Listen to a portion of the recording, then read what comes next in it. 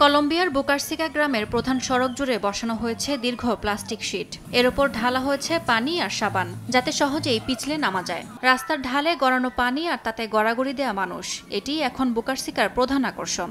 স্থানীয় বাসিন্দা থেকে শুরু করে দূর দূরান্ত থেকে আসা পর্যটকরাও এই রোমাঞ্চকর স্লাইডে অংশ নিচ্ছেন উৎসবমুখর পরিবেশে।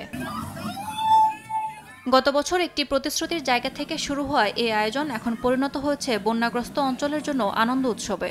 সহিংসতার খবরের বদলে এবার সোশ্যাল মিডিয়ায় উঠে আসছে হাসি মুখ আর পানিতে আনন্দ করা শিশুদের ছবি। একসময় সহিংসতা ও গেরিলা দখলের কারণে আন্তর্জাতিক গণমাধ্যমে আসা বুকারসিকাকে এবার নতুন পরিচয়ে তুলে ধরতে চান আয়োজকরা। আজ আমরা নর্তে দে সান্তাদারে সবচেয়ে বড় টাউন স্লাইড উদ্বোধন করছি। এটা হয়তো কলম্বিয়ার সবচেয়ে বড় না, কিন্তু আমাদের এলাকার সবচেয়ে বড়। আমরা চাই আমাদের গ্রামকে রেড জোন অঞ্চল হিসেবে নয়, সংস্কৃতি, কৃষি আর মানুষের জন্য চিনুক সবাই। সশস্ত্র সংঘাতের ইতিহাস পেছনে ফেলে গ্রামবাসীর এখন উল্লাসের কারণ এই পানির স্লাইড। নতুন কিছু করার তাড়না থেকেই এই আয়োজন বলে জানান গ্রামবাসী। স্থানীয়দের পাশাপাশি পর্যটকদের আকর্ষণের কেন্দ্রবিন্দুতে পরিণত হয়েছে স্লাইডটি। ইয়াসমিন অনন্যা, সময় সংবাদ।